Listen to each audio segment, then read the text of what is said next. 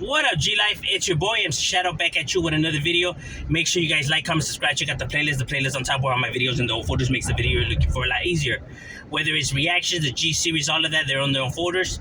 You know, that way you don't have to keep scrolling. Don't forget to check out my second channel, Man Society, M.O.D, where I talk about stuff outside of the streets, religion, conspiracy, everything and anything.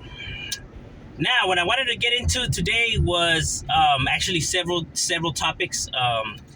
You know, one of the things that I find annoying that people use is that when they say that we live in a snowflake generation where you can't say nothing without people getting offended and stuff like that, right?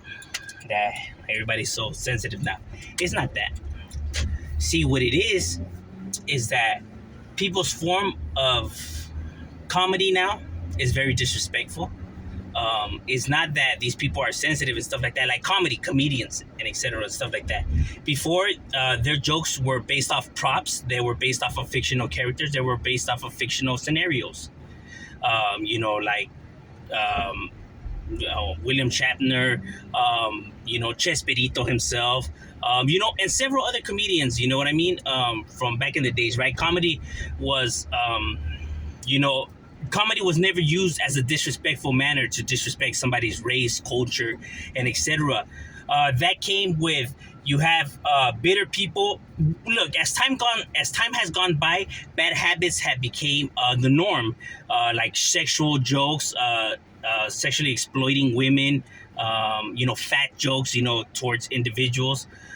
Stuff like that became the normal, right? Being able to talk shit to somebody and make them feel like shit became what's funny.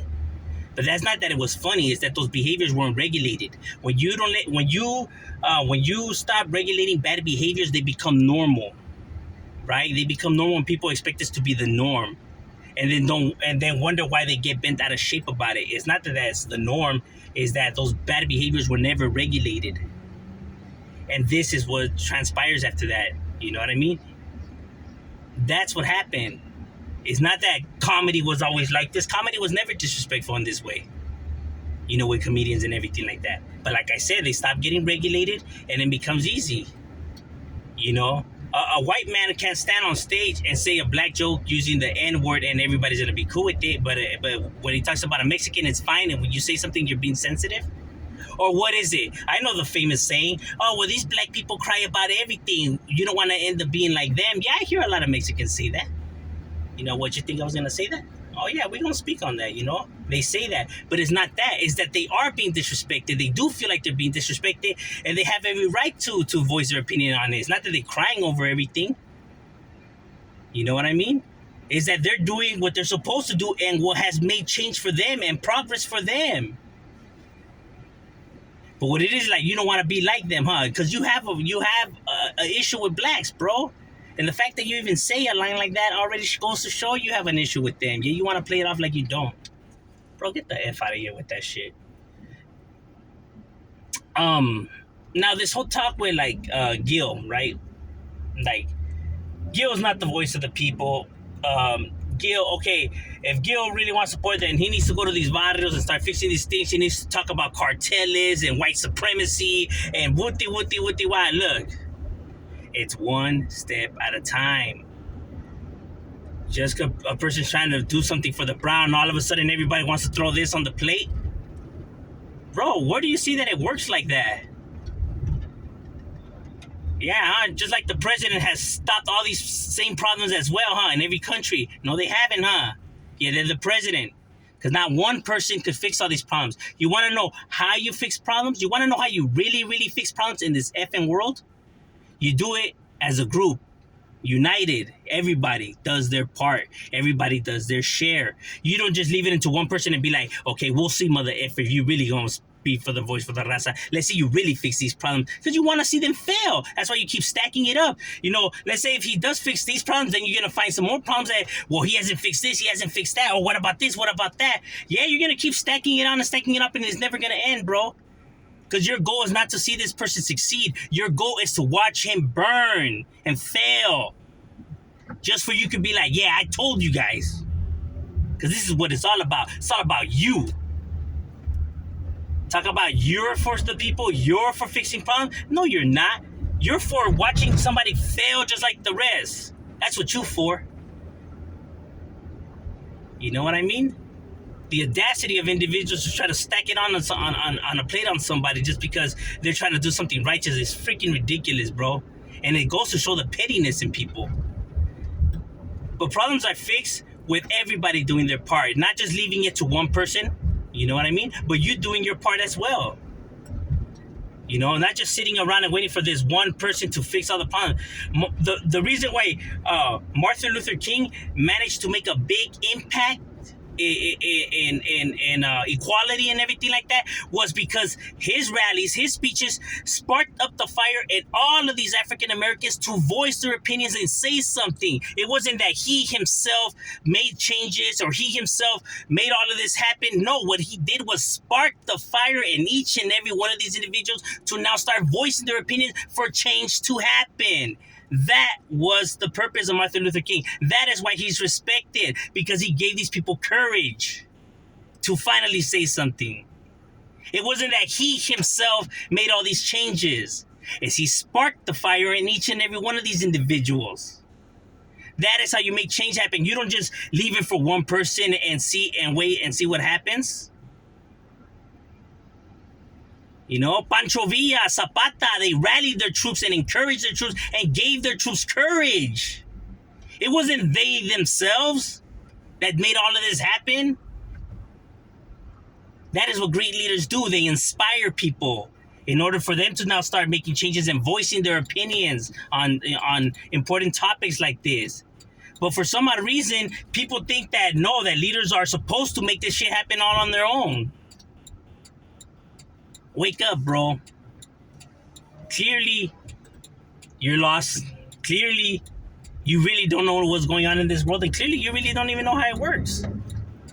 If you really, let's see if Gil's really going to make change. I want to see Gil really go into these places and like, what the F? Well, you know, Gil is like the voice that is inspiring people to now say something, to now make moves, and now showing the raza that if you speak, people will listen to you. They will hear you, and progress will happen. And where's the results? By you seeing him and making stuff happen, and people actually listening to him. Now giving the raza like, okay, yeah, maybe if I do say something, maybe they will listen, right? Because now you see the results. That is the purpose. All this other stuff is bitterness and hatred that is installed in man by bad behaviors that were never regulated. Because greedy, bitter people do exist in this world. And they will forever try to trick individuals to think like them and be like them. Because if more people jump on board with bad behaviors, it makes it seem like their behaviors aren't bad, that it's the norm, when it's not. Because they're not used to being regulated or used to following authority, they dislike it. And that's why they speak against it and manipulate, shit in their favors. Because they don't want to grow up. But that's what it is. You're acting like a child. So for those who are waiting for him, let's see if he really does this, or I want him to talk about this. Whoa, bro, it's one step at a time, bro. Rome wasn't built in one day. Relax, Your Highness. It's crazy the way individuals view things. And like I said, and this is all a new factor for all these individuals too. This is not something that they're used to, that they're familiar with. You know what I mean? They're learning as they go as well. But that's how it is. You learn as you go. If you paid attention to any of these speeches that Martin Luther King and these like Cesar Chavez and all these other activists give, you would know that it's a learning process as you go. And like I have already said, perfection doesn't exist. Will mistakes happen? Yes. All very true. To think that it won't, you're ignorant. Or to hold somebody on that, just because of that, you're ignorant. And just because a person was a certain way at one point doesn't mean that that's how he's gonna go out. Change happens with time, And especially somebody who comes from a background of such a chaotic environment and stuff like that, it takes a little bit longer.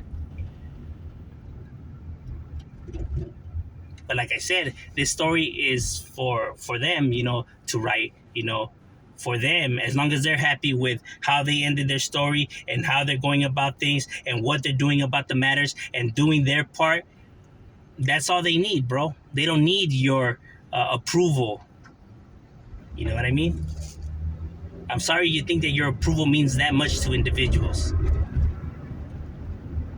Relax. You know what I'm saying? And that's for these individuals to not let what ignorant people have to say, ever phase them. Because you're not doing this to impress these individuals. You're not doing it to get these people's approval. You're doing it out of the kindness and doing it because it's the right thing and doing it because that's what you honestly feel like you got to do, and that's what making you feel good. And even though you may not be able to tackle all the tasks that are on your list, at least you did what you could, because that's all people could do is just do their best. You know what I mean? As long as you give it your best, because that's all you could really do, bro. It's not about climbing that wall. It's about giving your best effort to try to climb the wall. If you're not able to, that's perfectly fine. At least you gave it your all and your best effort. But the point is not to give up. You know what I mean? And to give it your best effort. And sometimes some tasks are a little bit too big, and we can't overcome them. And that's perfectly fine as well. You know what I mean? But as long as you give it your all, like I said, because that's all people could ask from you. You know what I mean? Because, giving it your all, at least you know that, you tried. And, you'll be at peace with that. You know what I mean?